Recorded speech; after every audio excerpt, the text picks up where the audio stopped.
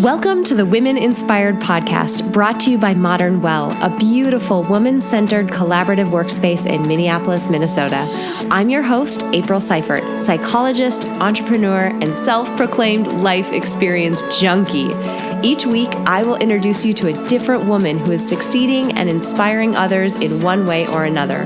We'll dive into her story, her successes, failures, and the lessons she has learned along the way, all with the goal of inspiring you to listen to that inner voice who keeps reminding you that there is something you want to take action on. You are so much more capable and powerful than you give yourself credit for. Inside of you is a woman on fire. Let's let her out and see what happens. Here we go. Welcome back to the Women Inspired Podcast. I am your host, April Seifert, and today's episode is another special mini episode of the Women Inspired Podcast. So I have two goals for today's podcast episode. First, for those of you who listen to me regularly, I wanted to let you in on some changes that are coming up. Essentially, the podcast is growing up a little bit, and out of respect for you, I didn't want to just spring those changes on you. So we'll talk about a few small changes that you're going to start to see happening in the coming weeks. Second, these changes are a perfect way to loop back and dive a bit deeper on a topic that we talk about so often on the podcast. And I would be crazy to not take the opportunity to talk about this a little bit and call it out for you guys. So let's dive in.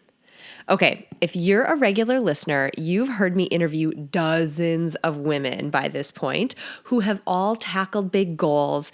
And the common theme, or one of them, that I've heard from them is that they had a big idea and they had no idea how to actually accomplish it. They were terrified, they lacked some pretty important skills, but bottom line, they started anyway. Yep. Overwhelmingly, the common theme that I hear from super crazy, accomplished women is that they're willing to start big projects when they don't really feel ready at all. And that's exactly what happened with this podcast.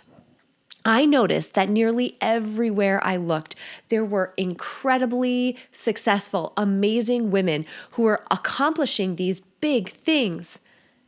And instead of sharing their stories, they basically and almost apologized for their success.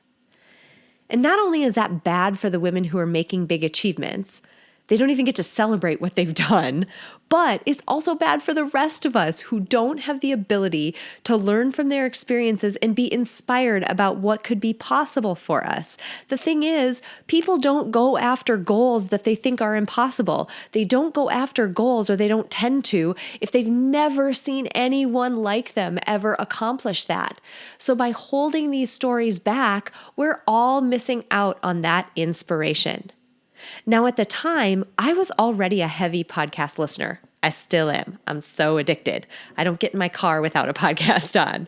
And, I thought that a podcast featuring women who were doing inspiring things would be really great. It would give inspiring women a platform to share their stories, and the rest of us could learn from their experience and begin to dream bigger ourselves. Selfishly, I wanted to encounter these women as examples. Selfishly, I needed the mentoring that these women could potentially provide. And so I just thought this might be a good idea. Now, here's the thing. The idea popped into my head, but I literally didn't know how to do anything. Like nothing when it came to putting a podcast together. Let's review some of the tiny, small details that I didn't know how to do. I didn't have a URL or a domain name. In fact, the very first Women-Inspired episodes, if you go back to episodes, 1, 2, 3 in there, they appeared on a totally different website. And speaking of websites, I didn't know how to build one. I had never done it before. I didn't know whether I'd be able to find enough guests. How crazy is that, right? So pessimistic of me. But I didn't. I didn't know if I would be able to find enough guests. Plus, what if no one was willing to talk to me? I'm no one after all, right? What if I reached out to these women and they said no? And if I did manage to secure guests, I didn't know how to interview them.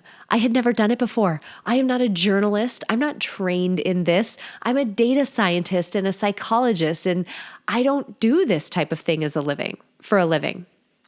I didn't know what software or hardware to buy in order to record or edit an episode. And even if I did figure that out, I didn't actually know how to do audio editing. I didn't know where to find music for my intro and my outro, and I was pretty sure that I didn't want to get sued, so I didn't know how to find the right music that would allow me to use it in a, venue like this. I didn't know how to get my episodes to syndicate to iTunes and the other platforms that I'm on today, and I had no idea how to promote them. So once I got them out there, I didn't know how to tell people that my episodes existed. So if you think about that list, that's pretty much like all the things about making a podcast. So when I say I didn't know anything, I mean I didn't know anything, like nothing. But regardless of all of that, maybe I'm crazy, but I started anyway. I figured out what my first step should be, and I took it. I bought a URL. I bought the wrong one. I bought one that I don't use today, but whatever. I took my first step. Then I took my second, then my third. And slowly, over time, I figured so many of these things out. Now, it's important to note that I'm not quote unquote there yet. There are still a ton of things that I don't know how to do, or a ton of things that I'm still working on and getting better at. However, I'm just not willing to let those things stop me. I know this podcast is impactful. I'm hearing from you guys. You are telling me how impactful it is. And I'm uncovering real value and real knowledge in these women's stories. I'm amazed every single week at how incredibly common some of these themes are and how they manifest in slightly different ways with these women's stories. Fast forwarding to today, we have a growing powerhouse group of women who have been guests, women whose inspiring stories are so incredibly broad and deep, I could have never guessed it when I began. So in spite of that breadth, there are so many commonalities to their stories. Like I mentioned, the underlying lessons and themes, they're seemingly universal. We're all afraid. We are all self-conscious. We're all human, which means we all have gaps in our knowledge and our experience, and we are all so dang powerful. And that's just to name a few. So in essence, the podcast has grown up a little bit. It has a feel now. It has a heartbeat now. It has like a little soul of its own. And in the beginning, I didn't know what that soul would look and feel like. So again, I just started. I chose branding and a podcast description and music that were my best guess at the time because I didn't know what to do. But the thing is, the soul of this podcast is so much deeper than I ever could have imagined. So to reflect that, I'm going to be doing just a tiny bit of rebranding. If you've paid really close attention, you've probably noticed that my long podcast title and description, typically you'd see this on iTunes, they've already changed just a little bit. It really just brings those descriptions in line with the types of topics that I'm finding that I'm covering. You probably also noticed that, starting with this episode, I've updated my music and my intro and outro voiceovers. These changes just better reflect the amazing breadth and depth of my guest stories. I've also taken on a partnership and a sponsor. Episode 44 featured Julie Burton, the founder of the women-centered co-working space in Minneapolis called Modern Well. She and I continued to talk after her interview, and it was crazy because it just made sense for us to partner and throw gas on each other's fires. I mean, that's what amazing women do. They find other amazing women and they figure out how to help each other out. So what this means is that each month, I'm going to feature one woman who offices at Modern Well. Now, it's crazy because it's not even the tiniest bit of a stretch. I have been blown away by how accomplished and authentic and inspiring the women at Modern Well are. And it is the easiest thing in the world to give these women a piece of this platform. It only makes this powerhouse group even stronger.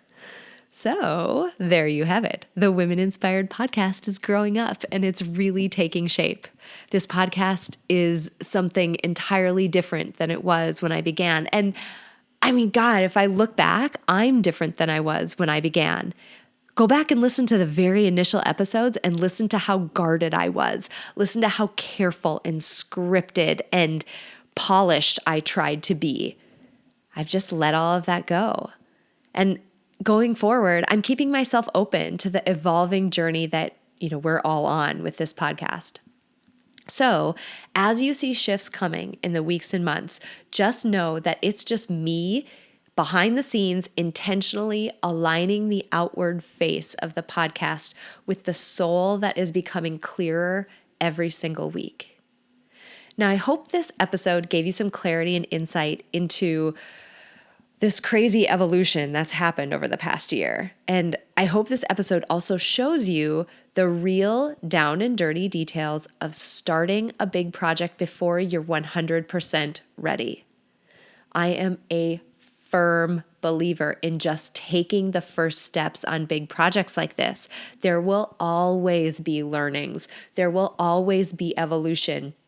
That means you are always going to have to slightly pivot a little bit, like what I'm doing right now. But if we wait for everything to be perfect in the beginning, we will never start anything. Just start. The idea you have, take the first step today. You'll figure it out. I promise. You are so much more capable and powerful than you give yourself credit for. So as we close out, I will end by saying thank you. Thank you so much for coming along this incredible journey with me. I truly feel like we've got a family forming. Thank you to everyone who has rated and reviewed this podcast. When I ask every week in my outro for ratings and reviews, you have no idea how much every single one of them means. Both to me personally as validation that I'm on the right path, but also to other people who are going to find this podcast because it gets better search rankings the more ratings I have. That's just how iTunes works. I didn't know that in the beginning either. So there, I found out another thing. Thank you seriously to everyone who has been on this journey with me. I appreciate every bit of feedback. I appreciate every download that you've given me. I appreciate every bit of time that you have given to this podcast. Thank you so much. Before we close out today, I want to say thank you to my producer, Cameron Hill, and to my incredible sponsor, Modern Well. If you want to learn more about how you can reach your goals in a one-of-a-kind work-life community, visit www.modernwell.co. If you enjoyed this episode, please share it with someone else who might benefit from this inspiring message. And if you have a moment, click the link in the episode description to leave me a rating and a review on iTunes. It would mean so much to me. Finally, I want to remind you that it is absolutely possible to live a happy, fulfilling life, even in spite of all of the chaos and demands we all experience. Sign up at aprilseifert.com to gain access to tools that will help you do just that. I have carefully created and curated a set of tools that combine the powerful fields of psychology and design thinking to help you intentionally create a fulfilling, happy life you love. Thank you so much for joining me this week, and until next week, stay inspired.